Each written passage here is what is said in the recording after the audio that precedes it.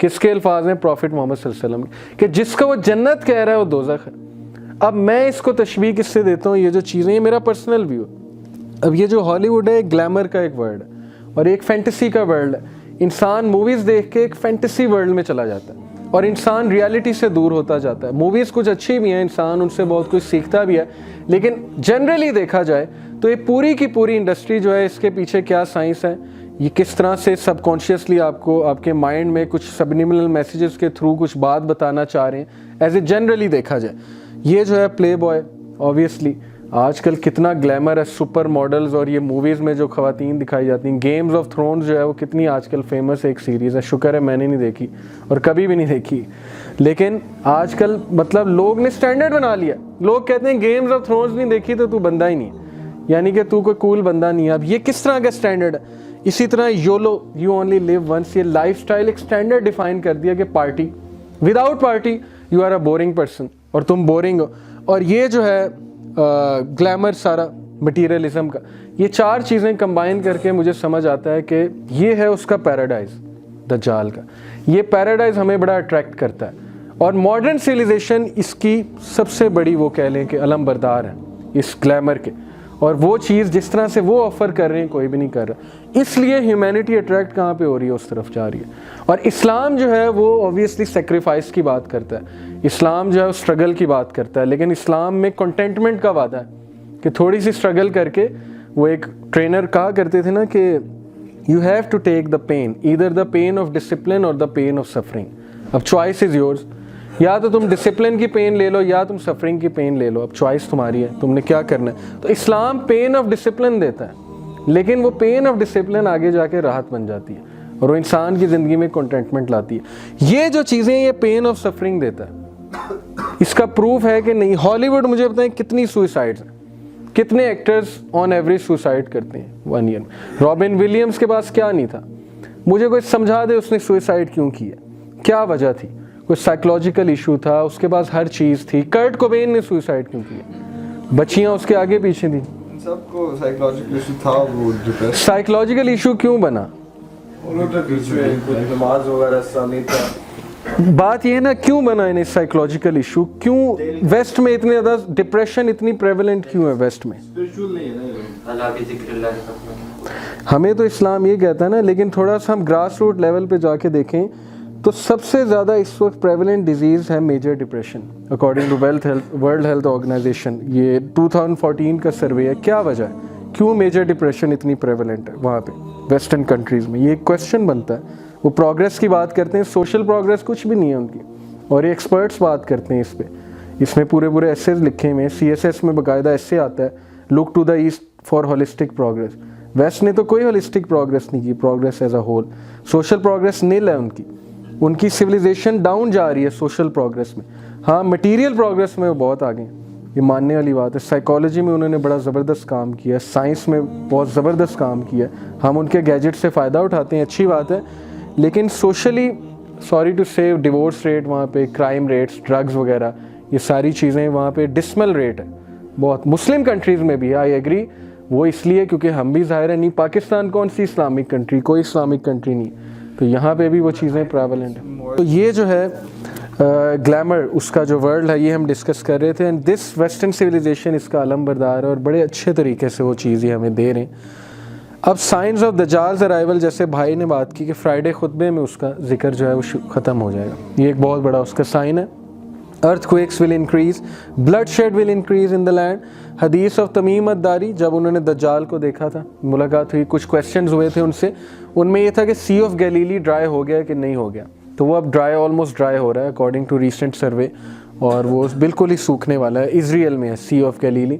और date palms of Bashan, did they still bear fruit? तो साहबी ने कहा था येस दे स्टिल डू। उसने कहा था कि जब वो डेजर्ट हो जाएगा तो तब आई विल अपीयर, और अब वो डेजर्ट हो चुका है ऑलमोस्ट, ये अकॉर्डिंग टू आप देख सकते हैं।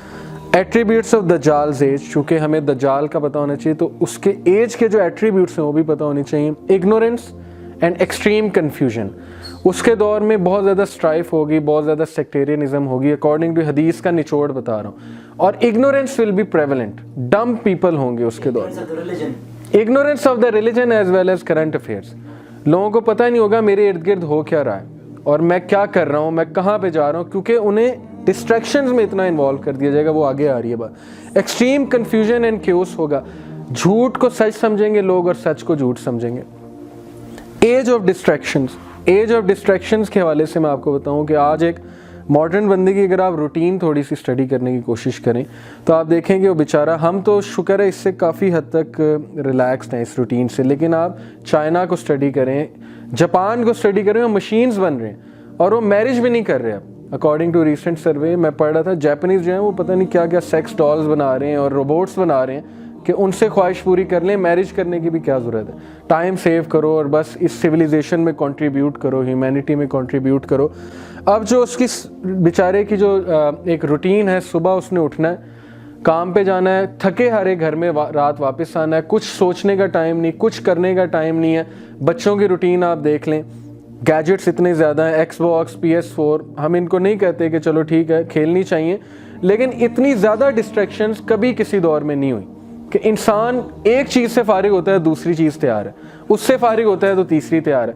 अगर लगे डिस्ट्रैक्शंस में, हम शायद लगे नहीं हुए इसलिए हमें नहीं पता। अगर ये मूवीज़ एडिक्शन बन जाए और सिनेमा में जाना एडिक्शन बन जाए तो आप उन लोगों से पूछें उनके लिए कितनी बड़ी डिस्ट्रैक्शन है।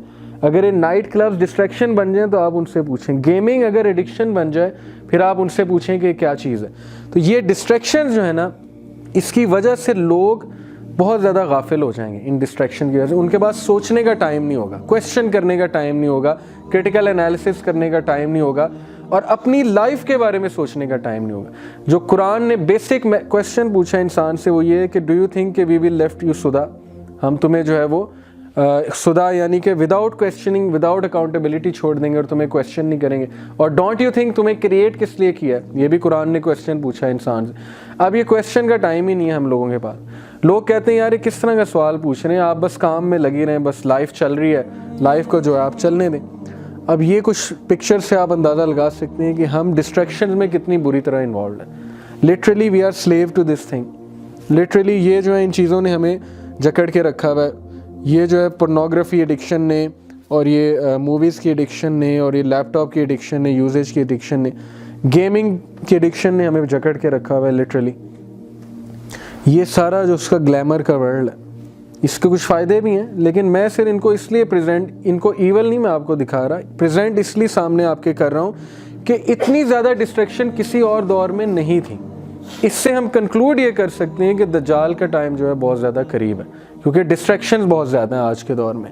हदीस में आता है कि अब ये कॉन्सर्ट्स आप देख लें, गोरों की रूटीन आप देख लें तो आपको समझ नहीं आएगी कि कर क्या रहे हैं।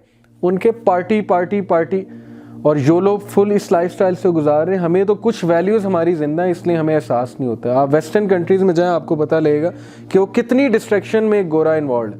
टीवी सीरीज़ एक ख़त्म हुई दूसरी शुरू हो गई, वो ख़त्म हुई मूवी आ रही है, पूरे कैलेंडर में लिखा हुआ है कि आज ये मूवी है, कल ये मूवी है, वीकेंड पे ये लग रही है, हमने मूवी देखने जाना। तो भाई स्पिरिचुअल डेवलपमेंट का टाइम कहाँ है? आप स्ट्रेटजी नहीं बना सकते मैंने स्पिरिचुअली अपने आप को कैसे ग्रो करना है, जब all you are doing is materialism. तो उनकी सिविलाइजेशन बाकायदा बिल्कुल उस तरफ जा रही है और आहिस्ता आहिस्ता हम भी जा रहे हैं। अब ये जो चीज़ें हैं, मतलब ये बहुत बड़ी डिस्ट्रैक्शन है। ठीक है, मैं इनको क्रिटिसाइज़ नहीं कर रहा, फुटबॉल देखना चाहिए, खेलना भी चाहिए, लेकिन इनको खुदा बना लेना, इनको आइडल्स बना लेना और इनके पीछे जो है अपनी ज़िंदगी बर्बाद कर देना। और ये जो चीज़ें टीवी सीरीज़ एक ख़त्म हुई दूसरी शुरू, तीसरी शुरू, चौथी शुरू, तो फिर ये तो कभी ख़त्म नहीं होंगी ये डिस्ट्रैक्शंस, और इंसान इन्हीं में लगा रहेगा और उससे क्वेश्चन करने का टाइम नहीं होगा अपने आप को, और तब तक अच्छा खासा उसका बेड़ा गर्क भी हो जाए। क्योंकि एंटरटेनमेंट कभी भी सोल एंटरटेनमेंट नहीं होती। एंटरटेनमेंट के पीछे हमेशा एक मैसेज होता है और वो मैसेज हमें दे रहे हैं वो। What kind of people will follow दज्जाल? एक तो मटीरियलिस्टिक लोग उसका नवाला है, उसको बड़े पसंद होंगे। क्यों? उसके पास मटीरियलिस्टिक वैल्यू सबसे ज़्यादा है और वो ऑफ़र करेगा। नबी सल्लल्लाहु अलैहि वसल्लम ने कहा कि जहाँ जाएगा बहार ले आएगा, जहाँ जाएगा ख़ज़ां ले आएगा, जहाँ जाएगा वो खेतों को जो है वो ग्रीन कर देगा, जहाँ पे जाएगा वो बारिश ले आएगा। उसके पास रिसोर्सेज होंगी दज्जाल के बाद। और इसको हम इस तरह समझ सकते हैं, मैंने जो अमेरिका और यूके की आपको बात बताई कि उसकी जो सिविलाइजेशन बन रही है, मोस्ट रिसोर्सेज दुनिया की किनके पास हैं? उनके पास हैं। आर्टिफिशियल रेन भी अब आना शुरू हो गई है, आर्टिफिशियल जो है वो अब फोटोसिंथेसिस भी हो रही है और ग्रो की जा रही है। रात के वक्त भी जो है वो प्लांट्स ग्रो किए जा रहे हैं, मतलब बहुत कुछ हो रहा है। तो ये सारी चीज़ों का हिंट हदीस से मिलता है। So coming to a very basic question, दज्जाल की physical existence, जी जी, दज्जाल मतलब किसी symptoms या कोई ऐसी कोई चीज़ है? दज्जाल सिस्टम, उसका सिस्टम भी होगा लेकिन वो फिजिकल भी होगा, डेफिनेटली होगा, क्योंकि हदीस बताती है और उस हदीस से जो है ना सेफ अप्रोच यही है कि उसको फिजिकल भी माना जाए, क्योंकि नबी सल्लल्लाहु अलैहि वसल्लम ने बताया, तमीमत दारी ने देखा है, नबी सल्लल्लाहु अलैहि वसल्लम ने उसकी अपीयरेंस बताई, एक शख्स को सहाबा दज्जाल समझते थे, लेकिन उसके बारे में आता है कि वो दज्जाल था, वो अचानक से गायब हो गया था मदीना से। तो ये सारी चीज़ों से सिर्फ वो उसके बारे में कहते हैं ना कि दज्जाल जो है उसकी शादी नहीं हो सकती, वो बच्चे इसके नहीं हो सकते, लेकिन उस बंदे के थे, वो उसमें इख्तलाफ राय है। मैं तो वैसे ही बता रहा हूँ कि सहाबा एक आदमी को भी समझते थे दज्जाल, यानी कि सेफ अप्रोच ये है कि दज्जाल एक इंडिविजुअल होगा। नबी सल्लल्लाहु अलैहि वसल्लम ने पूरा उसका वो बताया हुआ, हुलिया बताया हुआ है, तो उसका सिस्टम भी है। और सिस्टम जो है उसका, मैं आपको ये समझा रहा हूँ कि ये जो सिस्टम आजकल हम पे मुसल्लत है, ये प्रेपरेशन है उसकी, ठीक है। अब मटीरियलिज्म कोई बुरी बात नहीं है, कुरान ने इसको नेगेट नहीं किया है मटीरियलिज्म को।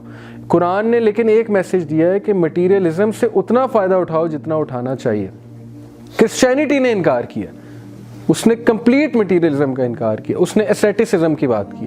एसेटिसिज्म होता है कि आप बस वली अल्लाह बन के बैठ जाओ, शादी भी ना करो और बच्चे भी ना पैदा करो, और फिर आपको पता है उसके रिपरकशन, वो जो है चाइल्ड रेप और वो जिस तरह से इन्वॉल्व होते हैं उनके प्रीस्ट, फिर यही होना है।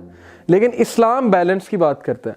बट दज्जाल की जो सिविलाइजेशन है, it will be 100% materialism, 100% materialistic values पे बात होगी। स्पिरिचुअलिटी का ताल्लुक ही कोई नहीं। स्पिरिचुअलिटी का ताल्लुक क्यों नहीं है? इंसान दीन की बात फैलाना सदक़े जारिया है। सवाब की नीयत से वीडियो को शेयर जरूर कीजिए। जज़ाकल्लाह।